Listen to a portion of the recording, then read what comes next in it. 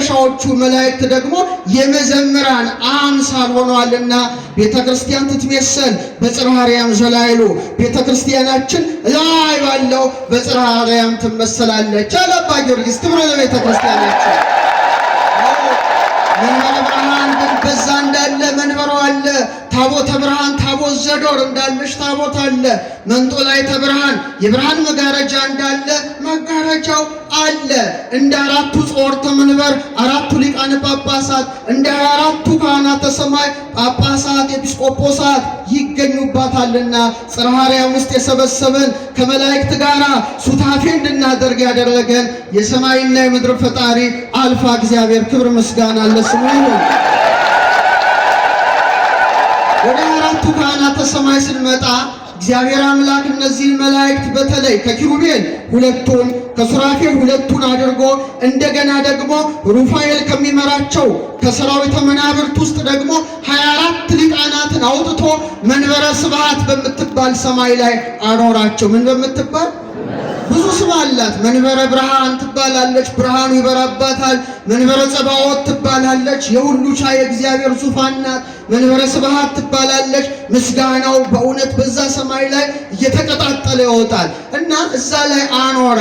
ኪሩቤልን ልክ እንደ ቀሳውስት በቀኝ ያደረገ፣ ሱራፌልን በአምሳለ ዲያቆናት አይነት በግራ አደረገና እነዚህን ካህናተ ሰማይ ክንፍ ለክንፍ አያይዞ እዛ ሰማይ ላይ አኑሯቸዋል። በዮሐንስ ራእይ ላይ ዮሐንስ ሲመለከታቸው 24 መናብርት ዙፋኖች ተመለከተ። በ24ቱ መናብርት ላይ ደግሞ ነጫጭ ልብስ ለብሰው ተቀምጠዋል። ምን ተቀምጠዋል? ነጫጭ ነው የለበሱት። ለምን? ንጽህናቸው ቅድስናቸው ነው። የወርቅ ዘውድ ደፍተዋል። ድል መንሳታቸው ነው። ይህ ብቻ ሳይሆን አክሊላቸውን ደግሞ እንደገና በእግዚአብሔር ዙፋን ፊት ምን ያደርጋሉ? ያስቀምጣሉ፣ ያኖራሉ። ዛሬ ቀሳውስት ኪዳን ሲያደርጉ ጥምጥማቸውን እንዲፈቱ የትሕትና አምሳል ነውና ያወርዳቸዋል። ነጫጭ ልብስ ለብሰው በዛ ዙፋን ላይ እንዲቀመጡ አደረገ። ጳዚዮን የሚባል የብርሃን ዘውድ እንደፋላቸው። ትዕምርተ መስቀል የብርሃን መስቀል አስያዛቸው። ክብር ለእነዚህ መላእክት ይሁን። እነዚህ መላእክት ብሩካን ናቸው። በጣም የሚገርመው ቁጥራቸው ስንት ነው? 24። እስቲ በሉ ለምን 24 አደረጋቸው? ስንት ሰዓት አለ? እስቲ ንገሩኝ። 24 ሰዓት አለ። 12 የቀን ሰዓትና 12 የሌሊት ሰዓት አለ። እነዚህ መላእክት ምስጋናን የማያቋርጡ እስመ አኮቴቶሙ ወረፍቶሙ ወረፍቶሙ አኮቴቶሙ፣ ረፍታቸው ምስጋና ምስጋናቸው ረፍት በመሆኑ ቁጥራቸው ልክ በ24ቱ ሰዓት ልክ ስንት አደረጋቸው? 24 ሲያደርጋቸው በእውነት ኦርቶዶክሳውያን በ24ቱ ሰዓታት በመላው ዓለም የሚጸለየውን ጸሎት ሁሉ የሚያሻርጉ በመሆናቸው ቁጥራቸው ስንት ሆነ? ከፍ ብለው 25 ዝቅ ብሎ 23 ሳይሆን በ24ቱ ሰዓት ልክ 24 አድርጎ ማን ሾማቸው? እግዚአብሔር ሾማቸው። ጸሎታችን ልመናችን ሁሉ በእነሱ የተቀደሰ ማዕጠንት ወዴት ይወጣል? ወደ መንበረ ጸባዖት ያደርጋል። ክብር ይግባቸው። እነዚህ ብሩካን ይሁን። ይህ ብቻ አይደለም። ስንት ወራት አሉ? 12 ወራት አሉ። በ12 ወራት ልክ ደግሞ የሰለጠኑ 12 መገብታ ወራት አሉ። በድምሩ ስንት ይሆናሉ? 24 ይሆናሉ። በእውነት ፍጥረት ሁሉ የተሾመለት ጠባቂ መልአክ አለው። ያም ይሁን ሁሉም ጸሎቱ በማን በኩል ይወጣል? በ24ቱ ካህናተ ሰማይ ማዕጠንት ወደ እግዚአብሔር ፊት የሚቀርብ በመሆኑ ቁጥራቸው 24 ሆነ። እንደገና እግዚአብሔር ስራው ድንቅ ነው።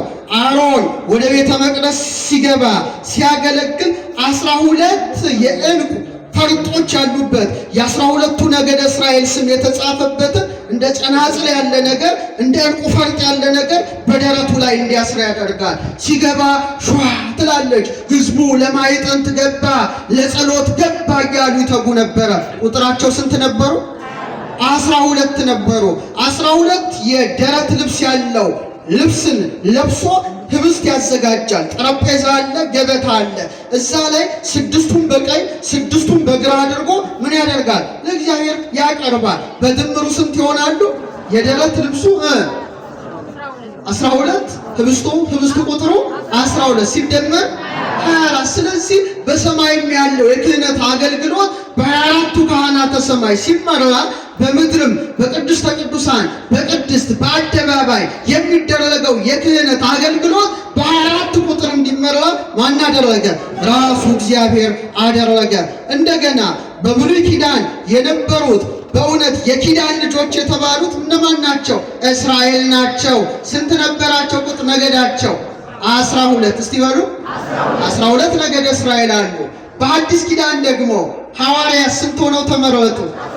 በድምሩ ስንት ሆኑ?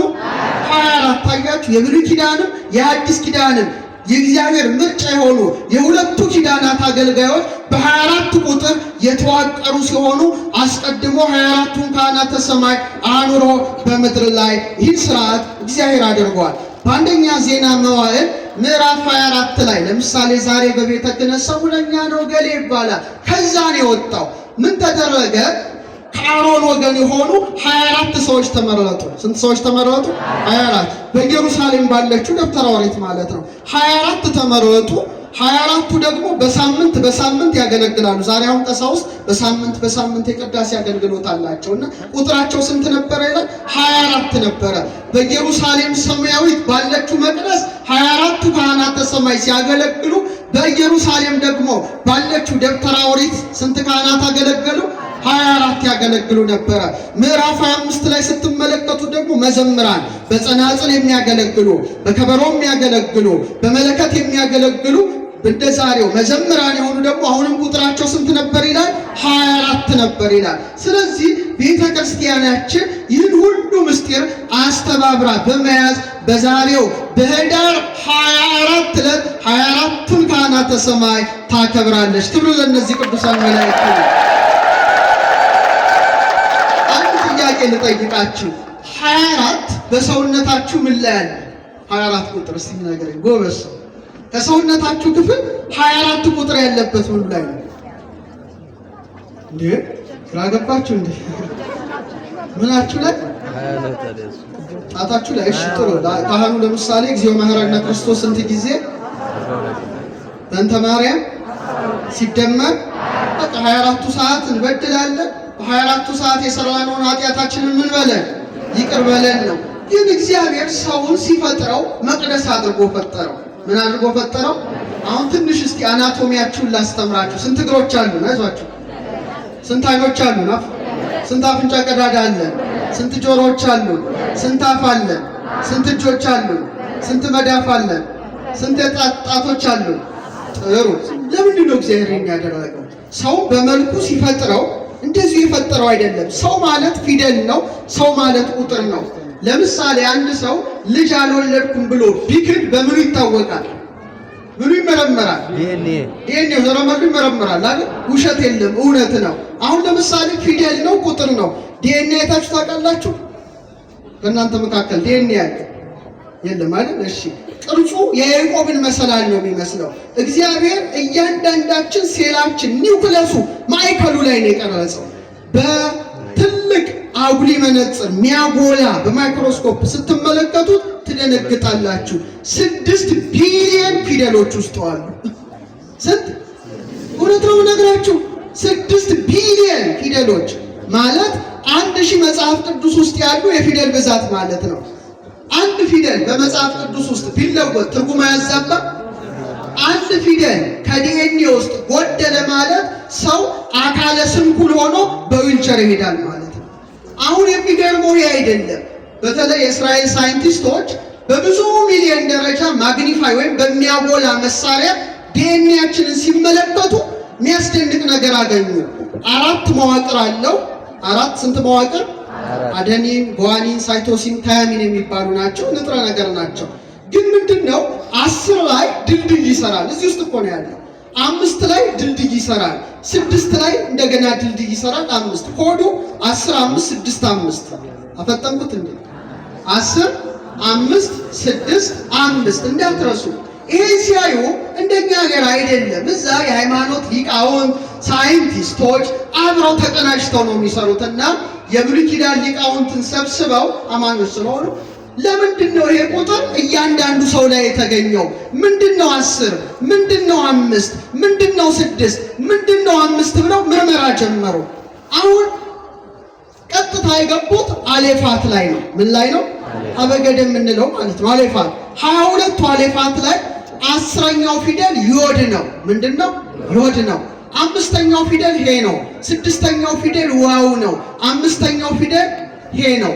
የ አለ፣ ሀ አለ፣ ወ አለ፣ ሀ በአንድ ላይ ሲገጠም ያህዌህ የሚለው የእግዚአብሔር ስም ቁጥር ነበር። ልበልዋይ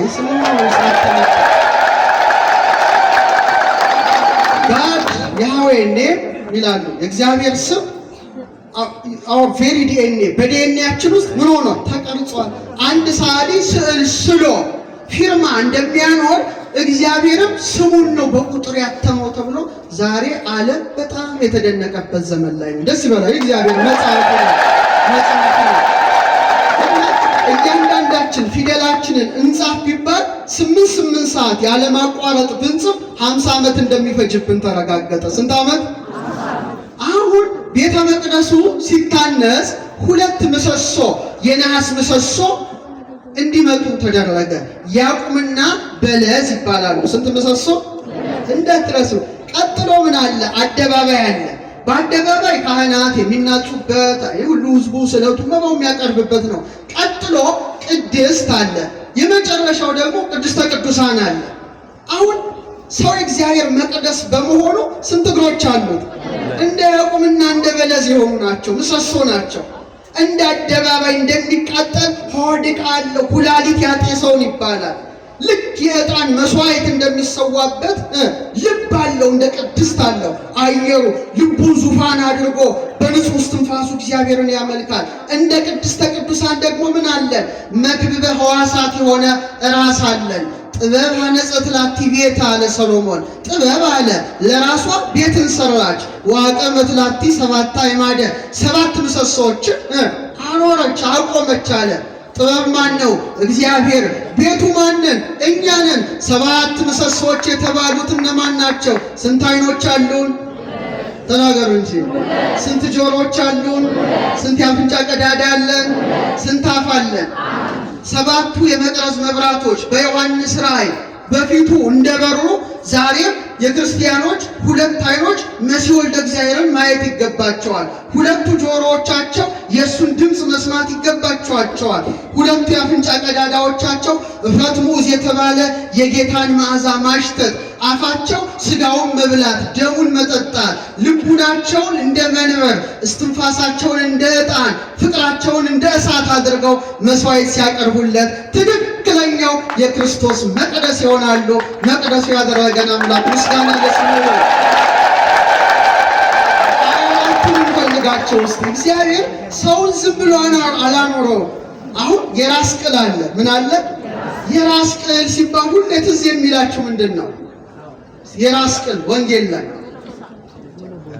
አታነቡ? ወንጌል የራስ ቅል ሲባል ጎልጎታ አይደል እንዴ? ትርጓሜው የራስ ቅል ወደምትባል ጎልጎታ ወሰዱት ይላል። የራስ ቅል አስቡት እስቲ። የራስ ቅል ምንድን ነው ይሄ? አስባችሁ ታውቃላችሁ? ጎልጎታ የራስ ቅል ለምን ተባለች?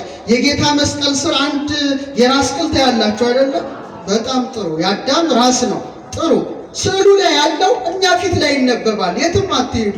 ጌታችን በ33 ዓመቱ የራስ ቅል የምትባል ጎልጎታ ላይ ተሰቀለ። እያንዳንዱ ሰው ወደ ምድር ሲመጣ አማኒ ይሁን የአማኒ ይሁን ሴት ይሁን ወንድ ይሁን እግዚአብሔር በተፈጥሮ የሚሰጠን የጀርባ አጥንታችን ቁጥር በጌታ እድሜ ልክ 33 ነው። ደስ ይበላችሁ። እዚህ ድረስ ነው ነገራችሁ። ከዚህ ጀምራችሁ ልክ ራስ ቅላችሁ እስክትደርሱ ስንት አጥንት አለ? ድገሙ። ስንት አጥንት አለ? 33 አጥንት አለ። ቀጥሎ ምን አለ? የራስ ቅል አለ። አለቃ አያሌው ታምሩ ሊቀ ጠበብት በአንድ ወቅት የራስ ቅል የምትባል ስብከት ነበራቸው። ሰምታችሁ ከሆነ ምን አሉ? ኢየሱስ ክርስቶስ የራስ ቅል የምትባል ጎልጎታ ላይ ተሰቀለ። ስጋውን ቆረሰ፣ ደሙን አፈሰሰ። ጎልጎታ ላይ የተሰቀለው አንድ ጊዜ ነው። ዛሬ ግን በእያንዳንዱ ክርስቲያን የራስ ቅል ላይ ምኑ ተተክሏል? መስቀሉ ተተክሏል። እናንተ የማታስተውሉ የገላትያ ሰዎች ኢየሱስ ክርስቶስ እንደተሰቀለ ሆኖ በፊታችሁ ተስሎ ነበር አለ ጳውሎስ። ለእውነት እንዳትታዘዙ አዚም ያደረገባችሁ ማን ነው አለ። አሁን የራስ ቅል የአዳም ሲሆን አዳም ስንተኛ ፍጥረት ነው? ተናገሩ። 22 እስቲ በሉ። ድገሙት። እግዚአብሔር ሰውን ሲያመጣው እያንዳንዳችን ስከል ቦንስ ይባላል። የራስ ቅል አጥንት ቁጥሩ ስንት ነው? 22 ነው። ሚደንቅ እኮ ነው። ታዲያ ወደ ታች ወረድ ስንል ምናችን አለ? ልብ። እስቲ በሉ ድገሙት እስቲ። ልብህን ጠብቅ ይላል። ልብ ማለት የልዑል ቤት ማለት ነው። የልዑል ዙፋኑ ማለት ነው። በዚህ የልዑል ዙፋን በሆነው ልባችን ላይ እጅግ የሚገርም ቁጥር ታያላችሁ። ሪብስ የጎድን አጥንት ስንት ነው ቁጥሩ ይመስላችሁ? እስቲ ንገሩኝ። ሐኪሞች የላችሁ? እዚህ ውስጥ ሐኪም ዶክተርስ፣ ሜዲካል ዶክተሮች የላችሁ? የሰው ልጅ የጎድን አጥንቱ ልብን የከበበው ስንት ነው? 24 ነው። ደስ በላችሁ። ዝም ብሎ እግዚአብሔር 20 ነው። ሰው ማለት የእግዚአብሔር ምኑ ነው? መቅደስ ነው። በመጨረሻም 24ቱ ካህናተ ሰማይን ስናነሳ አንድ ነገር ልንገራችሁ። ግን ከዛ በፊት እንደው በጣም የሚያስደስት ነገር የሰው ልጅ የራስ ቅሉ ተፈታ። በእኛ ዘመን ድሮ የራስ ቅል አይታይም። አሁን ግን እዚያው ሰርጀንቶቹ መቅደድ ጀመሩ፣ መስፋት ጀመሩ። ለመጀመሪያ ጊዜ የሰው ልጅ ጭንቅላት ሲከፈት በጣም አስደንጋጭ ነገር ተገኘ። ንገራችሁ ትፈልጋላችሁ? እያንዳንዱ የራስ ቅላችን በሙሉ ስርዓቱ ዘፍጥረት 1 ዘፍጥረት 2 ዘፍጥረት 3 ላይ ያለ ነገር ሆኖ ተገኘ። ምን ተገኘ መሰላችሁ? መጀመሪያ የተገኘው ክሬኒያል ነርቭስ የሚባሉ እንድናሸት፣ እንድንቀምስ፣ እንድናወራ የሚያደርጉ እንደ ቅርንጫፍ ያሉ ናቸው። 12 ናቸው። ስንት ናቸው? እግዚአብሔር ለምን ይሄን ያደርጋል? አነ ውእቱ ሐረገ ወይን ዘጽድቅ፣ የእውነት የወይን ግንድ ማን ነው? እሱ ነው። ወአንትሙ አይጹቂሁ፣ ቅርንጫፎቹ 12 ሐዋርያት ናቸው። ይህ ብቻ አይደለም፣ እጅግ ነጭ የሆነ ዛፍ ተገኘ። አርበር ቪቴ ይሉታል። ደነገጡ። ቅጠል ልክ ነው፣ በጣም ነጭ ነውና ሳይንቲስቶቹ ምን ብለው ሰየሙት መሰላችሁ? ይሄ መንፈስ ቅዱስ ነው የሚያናግረው። በዛም በዚህ ትሪ ኦፍ ላይፍ፣ የህይወት ዛፍ አሉት። ምን አሉ? ነጭ ነው። በጣም ይገርማል። ከስሩ ደግሞ ሜላቶኒን አለ። የማር ቀለም ያለውና የወተት ቀለም ያለው ነጭና የማር ቀለም ያለው በዚህ ውስጥ ይፈሳል። ይሄን ያደረገ ማን ነው? ይህ ብቻ አይምሰላችሁ። በዚህ በ33ቱ አከርካሪ አጥንት የሚወርድ ልዩ በጣም አንጸባራቂ የሆነ ፈሳሽ ተገኘ። በጣም ይሄ ፈሳሽ ልዩ ነው። መልኩ በጣም የተለየ ነው። ሳይንቲስቶቹ ምን አሉት መሰላችሁ? ተመልከቱ፣ ቀላል አይደለም። እግዚአብሔር ያናግራል። ሳክሪስ ሰክሪሽን ወይም ክራይስት ኦይል፣ የክርስቶስ ቅባት አሉት። እውነቴን ነው የምነግራችሁ። የመጨረሻው ሞለኪውላችን ስትራክቸሩ ላሚኒን የሚባል ፕሮቲን አለ። ላሚኒን ቆመ ማለት አንተም አንቺም ሞትሽ ማለት ነው። በማይክሮስኮፕ ሲታይ እስቲ ሞባይላችሁን ለዚህ እንኳን ተጠቀሙበት። እስቲ ጉግል አድርጉ። ጥሩ ነገር ቲክታክ ዝም ብላችሁ አይናችሁ ከሚፈጅ ይሄን አትማሩ። እኔ ውጭ ሀገር ሲሄድ ቲክቶክ ስከፍት በሙሉ የሚታየው የሳይንስ ምርምር ነው። ውጭ ሀገር አንድ የሆነ እንቶፈንቶ ቆሻሻ ነገር የለም። በሙሉ ስክሪን ተደርጎ ቆሻሻ ጋርቤጁ እዚህ ነው የሚወድቀው። ቆሻሻ መድፊያ አለ አይደል? ቆሻሻ ልክ ጋርቤጅ ቆሻሻ ሁሉ እዚህ ይደፋል። እዛ ግን የምርምር አልፎ ተርፎ ደግሞ ያው ሀብታም ስለሆኑ የመብል ይመጣል። እንዲህ ምግብ ስራ እንጂ ቆሻሻ ነገር አይመጣም። እና ተጠቀሙበት። እና ላሚኒን ክሮስ ብላችሁ እስቲ ጉግል አድርጉ። ጌታ እጁን ዘርግቶ እንደተሰቀለ ሆኖ ያለበት ነው። ለካ እስራኤል ሕይወትን በፊት ታያለ ያለው ያ ነው። ደስ ይበላችሁ። ውስጣችን መቅደስ ነው። እግዚአብሔር ቀኝ እጅን ሰጥቶ እንደ ፍቅረ ቢዝ ግራ እጅን ሰጥቶ እንደ 2 ጽላት መዳፍን ሰጥቶ እንደ 10 ቃላት 10 ጣታችንን ሰጥቶ የሙሴን ሕግ በጣታችን የልጁን ሕግ ደግሞ በልባችን ያተመ እግዚአብሔር አብ ክብር ምስጋና ለስሙ ይሁን። እና በመጨረሻም ጸሎታችንን ሁሉ ወደ ሰማይ የሚያወጡ የሚያሳርጉ 24ቱ ካህናተ ሰማይ ሲያጥኑ ከማይጠንታቸው መብረቁ ነጎድጓዱ ብልሽታው ይወጣል። በበጉ ፊት ዕጣንን ያሳርጋሉ። በጉ ማን ነው? እግዚአብሔር ወልድ ነው። በዙፋኑ ፊት ይንበረከካሉ። የአማልክት አምላክ የጌቶች ጌታ ንጉሳችን፣ ሕይወታችን፣ ፈጣሪያችን፣ እረኛችን፣ የሕይወት እንጀራችን፣ የሕይወት መጠጣችን ስሙ ጣፋጭ የሆነው ኢየሱስ ክርስቶስ ፊት ዙፋናቸውን ወርደው ይሰግዳሉ። በመጨረሻ የምነግራችሁ የካህናተ ሰማይ ማዕጠንት የተባለች ማናት? ድንግል ማርያም እኮ ናት። አታመሰግናት? አልቦ ጸሎት ወአልቦ ትንባሌ እንበሌኪ ማርያም ያረግለዋል። የደራሲው ነው። የኪሩቤል የወርቅ ማዕጠንት ይላታል። እነዛ የሁላችንም ጸሎት እንደሚያሳርገው ድንግል ማርያምም ምዕራገ ጸሎት ናት። ክብር ይግባት እናታችን። በማዕጠንት ዘወር ያሬድ ነው። በካህናተ ሰማይ ማዕጠንት ባለው እጃቸው ውስጥ በተያዘው የወርቅ ማዕጠንት እንመስልሻለን። ለምን መሰላችሁ? ጌታን አሁን ብትለምኑት፣ አሁን ተክለ ሃይማኖት አለው አይደል? ተክለ ሃይማኖት አማልደ የምትሉት ከማን ነው? ባለቤቱን ለምኑት። ስለ ተክለ ሃይማኖት ብለን ምን በለን ማረን። በቃ ከዚህ አያልፍም። ወደ ድንግል ማርያም ግን ስትመጡ 9 ወር ከ5 ቀን ስለተሸከመ ማኅፀኗ ኪሩቤልና ሱራፌል በፍርሃት የሚንቀጠቀጡ ለአንተ ስላዘለ ስለ ጀርባዋ ፈጣሪ ዓለማት መጋቢ ዓለማት አንተን ስላጠቡ ጡቶቿ አንተን ስላዩ አይኖች ያንተን መዓዛ ስላሸተቱ ከአንተ ጋር ስለተነጋገረ አንተን ስለዳሰሰ ከአንተ ጋር ስለተመላለሰ ክብር ይግባት ምዕራገ በዚህ ትመስላለች። በመጨረሻም ታላቁ ጻድቅ አባታችን ተክለ ሃይማኖት ምድራዊ ሰው ሲሆን ሰማያዊ መልአክ ሆኖ የተገኘ ታላቅ አባት። እኔ ባለፈው ሳምንት ግብፅ ነበርኩኝ። ግብፅ አቡነ ተክለ ሃይማኖትን እንደሚያከብሩ ትደነቃላችሁ። አቡነ ተክለ ሃይማኖት ብዙ ቤተክርስቲያን አለ እና አምባ ተክለ ሃይማኖት ነው የሚሏቸው። መጋረጃው ላይ ከነ6 አክናፈ ጸጋቸው ይሳላሉ። አቤት ተክለ ሃይማኖት ሲባል ልባቸው በደስታ ይፍነከነካል። ከኢትዮጵያ ለሚመጣ ሰው ታላቅ ክብር ይሰጣሉ። ለምን? የአቡነ ተክለ ሃይማኖት ልጆች ናቸው ብሎ ስለሚያስቡ ክብራቸው ነጥቆ ወስዶ ከካህናተ ሰማይ አጠገብ አኑሮ የወርቅ ማዕጠንት ሰጥቶ የሥላሴን ዙፋን አብረው ስብሐት ወክብር ብለው እንዲያጥኑ ሲያደርግ ተክለ ሃይማኖት ምን አሉ? ልብሴ እንደ ልብሳቸው ምስጋናዬ እንደ ምስጋናቸው ሆነ ብለው በሥላሴ ፊት ዘመሩ። ዛሬ